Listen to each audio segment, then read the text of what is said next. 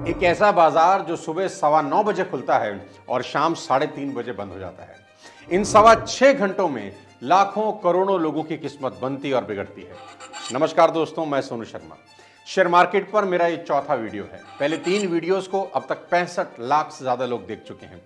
कई मैसेजेस मिले कि सोनू सर एक ऐसा वीडियो बना दे जिसमें शेयर मार्केट की बेसिक से लेकर एडवांस तक सभी इंपॉर्टेंट नॉलेज मिल जाए। इसलिए आज शेयर मार्केट पर अब तक अपना सबसे बड़ा ब्रह्मास्त्र देने जा रहा हूं। शेयर मार्केट में इन्वेस्ट करने से पहले किसी को भी ये 9 बातें ठीक से समझ लेना बहुत जरूरी है। आज की वीडियो में बात करेंगे कि क्या शेयर मार्केट रिस्की है और है तो कितना रिस्क है। दूसरी बात करना तो आज बहुत ही जरूरी है और वो ये कि कई यंगस्टर्स के सवाल मुझे बार बार आ रहे हैं कि हमारे पास तो ज्यादा पैसे नहीं होते, ज्यादा सैलरी भी नहीं है, तो हम कैसे इन्वेस्ट कर सकते हैं। इसका भी सॉल्यूशन आज दूंगा। और तीसरा टॉपिक सबसे ज्यादा इंपॉर्टेंट है कि कोई भी बिगिनर शेयर मार्केट में शुरुआत करने का पहला कदम कैसे उठाए। और चौथा टॉपिक ये कि दुनिया में कई लोगों को अरबपति बनाने के बाद भी यह बाजार इतना बदनाम क्यों है। आज ये भी बताऊंगा कि क्यों delivery based trading day trading से ज्यादा बेटर ऑप्शन है। साथ में यह भी जानेंगे कि why investing in share market is the only good option left for a middle class family. Video के आखिर में मैं आपको बताऊंगा कि शेयर बाजार के गिरने और उठने का कारण क्या है और किसी भी कंपनी का शेयर प्राइस क्यों गिरता है और क्यों बढ़ता है। और सबसे आखिरी में इस बाजार के लिए सबसे खुशी की खबर आपको दूंगा। चलिए शुरू करते हैं आज के इस धमाकेदार वीडियो को।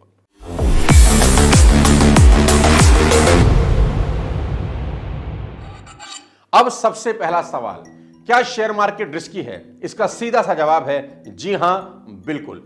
जहां आप मॉनेटरी बेनिफिट के लिए इन्वेस्ट करते हैं वो जगह रिस्की ही होती है। जहां प्रॉफिट होने की पॉसिबिलिटीज हो वहां लॉस होने का चांस भी होता है।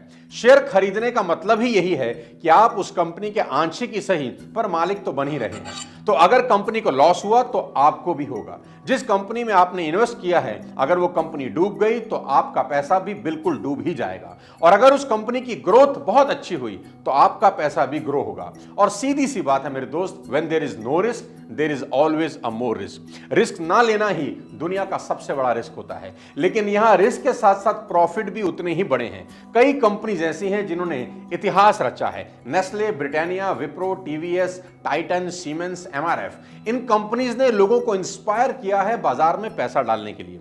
एमआरएफ का एग्जांपल से समझाता हूं आपको। उन्होंने इस बाजार में बेहद शानदार बल्लेबाजी करी है। एमआरएफ का स्टॉक 2001 में 700 रुपए पर था और आज 2024 में स्टॉक 1,26,000 का हो गया। यानी अगर किसी ने 2001 में 1 लाख रुपए के एमआरएफ के शेयर खरीदे होते तो आज उनकी कीमत 1,80,00,000 रुपए होती। नेस्ले का एग्जांपल लेते हैं। सन 2000 में नेस्ले 549 पर था जो 2020 में बढ़कर 18,392 हो गया। यानी 282 टाइम्स की रिटर्न, वो भी सिर्फ 30 साल में।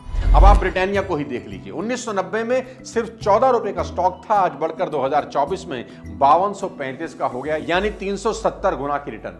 ऐसी रिटर्न की उम्मीद आप और कहां कर सकते हैं। 1993 में विप्रो का शेयर 1 रुपए का था। मैं फिर से रिपीट कर रहा हूं, विप्रो का शेयर 1993 में महज 1 रुपए का था जो 2024 में बढ़कर 463 रुपए का हो गया। यानी जिसने उस समय 1993 में 1 लाख रुपए लगाए थे वो आज बढ़कर 4,63,00,000 हो गए। तो ये बात समझने वाली है दोस्त की शेयर मार्केट रिस्की तो है, इसलिए इसके रिटर्न भी इतने ही शानदार हैं। लेकिन आप समझदारी से अगर इन्वेस्ट करें तो रिस्क खत्म या बिल्कुल ना के बराबर किया जा सकता है। आगे इसके बारे में बात करूंगा। अब आज का अगला इंपॉर्टेंट सवाल जो कई यंगस्टर्स मुझसे लगातार पूछ रहे हैं कि सोनू सर हमारे पास ज्यादा पैसे नहीं होते, ज्यादा सैलरी भी नहीं है, तो हम कितना इन्वेस्ट करें और कैसे इन्वेस्ट करें। देखो भाई, आप कितना इन्वेस्ट कर रहे हो ये इंपॉर्टेंट नहीं है। इंपॉर्टेंट ये है कि कैसे इन्वेस्ट कर रहे हो। क्या आपकी इन्वेस्टमेंट्स रैंडम है या कंसिस्टेंट। रैंडम इन्वेस्टमेंट बोले तो आज मौसम बड़ा सुहाना है, बारिश भी हो रही है, मूड बड़ा अच्छा है, चलो शेयर मार्केट में इन्वेस्ट कर दें। ये एक बेहद घटिया तरीका है पैसा डुबोने का। शेयर मार्केट में इन्वेस्ट करने का सबसे बढ़िया तरीका आज आपको बता देता हूं। हर महीने 1,000 रुपए अलग कर लीजिए और इन्वेस्ट करना शुरू कर दीजिए। इतनी छोटा सा अमाउंट कोई भी आराम से निकाल सकता है। इतने का तो गुटखा, पान, तंबाकू खा के लोग सड़कों पर थूक देते हैं, लेकिन ये छोटी सी इन्वेस्टमेंट जादू कर देगी। 1 साल तक हर महीने 1,000 रुपए इन्वेस्ट कर लीजिए और अगले साल इसमें 15% बढ़ा दीजिए। यानी अगले पूरे पूरे साल हर महीने आपको इन्वेस्ट करने हैं 1150 रुपए। तीसरे साल फिर से इसको दोहराएं, 15% बढ़ा दें, यानी तीसरे साल हर महीने इन्वेस्ट करिए 1325 रुपए। इतनी बढ़ोतरी आप हर साल आराम से कर सकते हो, क्योंकि धीरे धीरे आपकी कमाई भी बढ़ेगी। बाकी शेयर मार्केट के जादू पर छोड़ दीजिए। अगर शेयर मार्केट आपको हर साल एवरेज 15% का भी रिटर्न दें तो कैलकुलेट करिएगा एसआईपी कैलकुलेटर से, 25 साल के बाद आपके पास होंगे 1 करोड़ रुपए। बस शर्त यही है कि आप कंसिस्टेंट इन्वेस्ट करें, रैंडम इन्वेस्ट नहीं करें। कोई भी यंगस्टर बहुत आराम से इतने पैसे हर महीने निकाल सकता है, और अगर उसको कंसिस्टेंट इन्वेस्टमेंट की आदत लग गई तो मेरी यह गारंटी है कि अगले 20-25 साल में उसकी फाइनेंशियल वेल्थ आसमान छू जाएगी। अब ये टॉपिक बहुत इंपॉर्टेंट है कि शेयर मार्केट में शुरुआत करने का पहला कदम कैसे उठाएं। ये बहुत ही आसान है। आजकल के डिजिटल माहौल में आपको चाहिए एक आधार कार्ड, एक पैन कार्ड और एक बैंक अकाउंट, और साथ साथ ट्रेड करने के लिए एक डीमैट अकाउंट। बहुत सी कंपनीज भारत में हैं जहां पर अपना डीमैट अकाउंट आप ओपन करवा सकते हैं और उस डीमैट अकाउंट के थ्रू शेयर खरीद और बेच सकते हैं।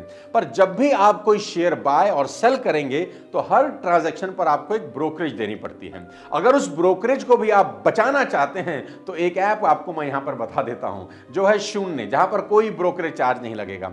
यहां आपके कुछ पैसे बच सकते हैं। आप चाहें तो उसको एक बार अपने लेवल पर खुद से भी चेक कर सकते हैं, कहीं बाद में ब्रोकरेज लग तो नहीं जाएगा। इनका एक कैलकुलेटर डाउनलोड कर लें, लिंक मैं नीचे दे दूंगा।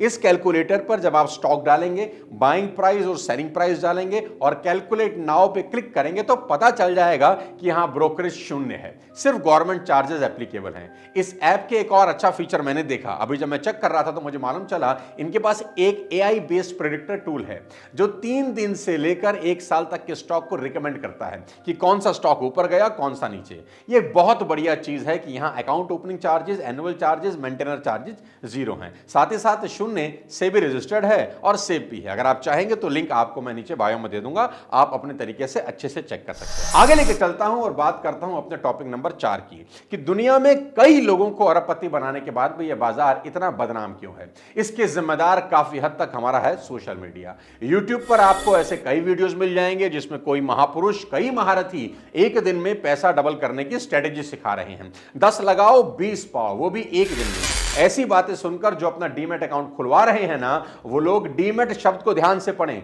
डीमैट खुद ही कह रहा है कि इनके कहने से पैसा दे मत। इसी तरह के लोग सबसे पहले मरते हैं और इनका पैसा डूबता है और फिर यही शेयर बाजार को बदनाम करते हैं। तो सारा खेल यहां माइंडसेट का है। आप सोचिए कि अगर आप कोई प्रॉपर्टी खरीदते हैं तो क्या सुबह खरीद के शाम को बेच देते हैं और ये उम्मीद करते हैं कि वो डबल पैसा हो जाएगा? अगर आप कोई गोल्ड खरीदते हैं तो क्या सुबह खरीद के शाम को बेच देते हैं? गोल्ड के बारे में तो लोग सालों साल रखते हैं, 30-30, 40-40 साल, 50-50 साल लॉकर में रखते हैं, तब जाके उसकी वैल्यू बढ़ती है ना। लेकिन शेयर बाजार की कहानी क्या है? यहां पर बहुत सारे लोग सुबह इन्वेस्ट करके सोचते हैं कि शाम को मैं करोड़पति हो जाऊं। दोस्त, अगर शेयर बाजार से आपको साल का 15 से 20% भी रिटर्न मिल रहा है तो बल्ले बल्ले मान लीजिए।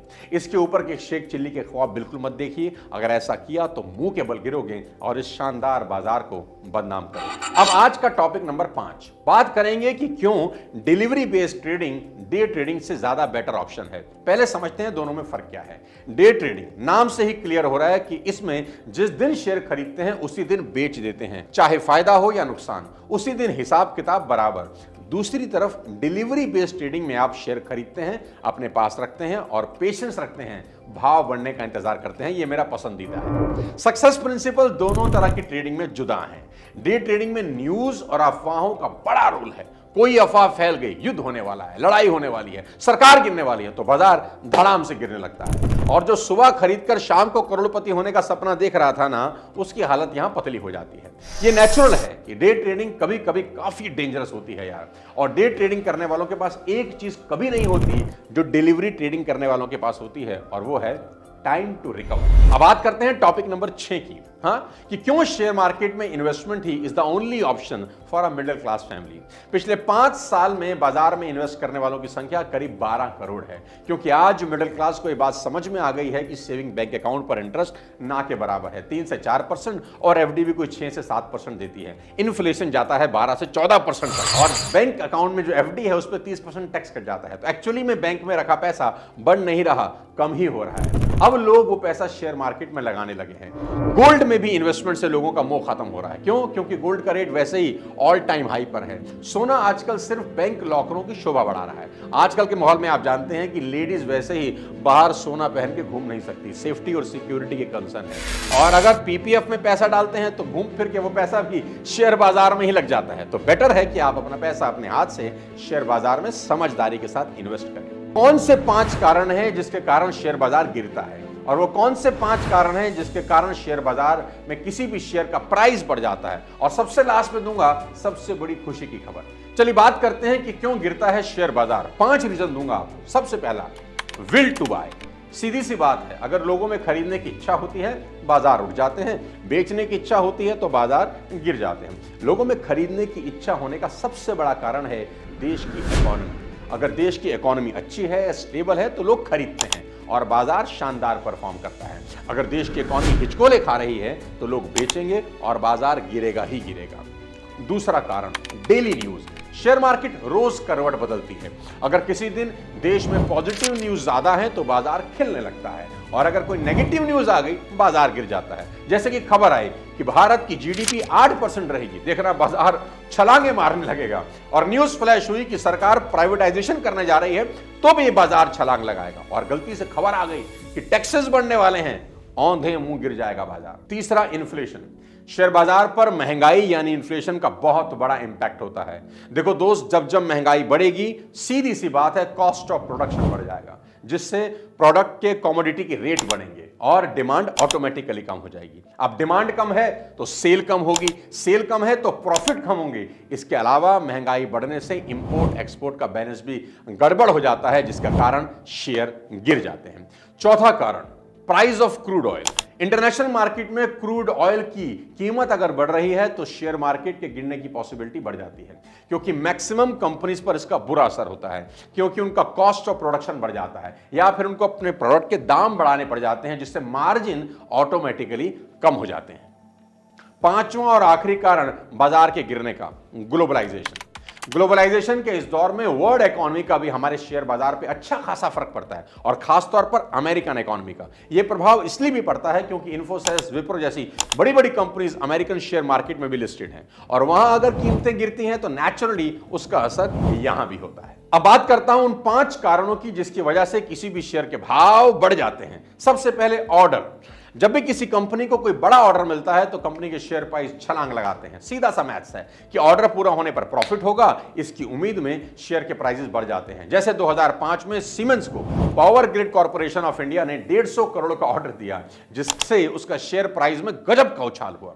दूसरा कारण शेयर प्राइस बढ़ने का, सेल्स। जब भी किसी कंपनी की सेल बढ़ती है उसका शेयर प्राइस बढ़ जाता है। खबर आई कि टाटा मोटर ने 28% गाड़ियां ज्यादा सेल करी, टाटा मोटर का शेयर प्राइस बढ़ गया। ऐसे ही जब बजाज ऑटो ने 2005 में 2004 के कंपैरिजन में 50% ज्यादा टू व्हीलर बेचे, उसका शेयर प्राइस धड़ाके से बढ़ गया। तीसरा कारण शेयर प्राइस बढ़ने का, जॉइंट वेंचर। जॉइंट वेंचर भी बहुत बड़ा रीजन है दोस्त किसी भी कंपनी के शेयर प्राइस के बढ़ने का। जब भी 2 कंपनियों का जॉइंट वेंचर होता है तो नॉर्मली दोनों ही कंपनी का शेयर प्राइस बढ़ जाता है, क्योंकि जॉइंट वेंचर से दोनों की प्रोग्रेस की पॉसिबिलिटीज बढ़ जाती है। 2005 में एसआर ग्रुप की कंपनी एसआर ग्लोबल ने कतार की स्टील कंपनी के साथ जॉइंट वेंचर किया, क्योंकि उनको 40 लाख टन की स्टील यूनिट को लगाना था। इस खबर के बाद दोनों कंपनी के शेयर प्राइस आसमान छूने लग गए। चौथा कारण, एक्विजिशन। जब कोई कंपनी किसी दूसरी कंपनी का एक्विजिशन करती है तब भी उस कंपनी का शेयर प्राइस बढ़ जाता है। खबर आई कि गोदरेज ग्लोबल ने एक अमेरिकन बीपीओ कंपनी का एक्विजिशन कर लिया, तो गोदरेज इंडस्ट्री का शेयर का भाव बढ़ने लग गया। पांचवां सबसे हैरान करने वाला कारण, मॉनसून।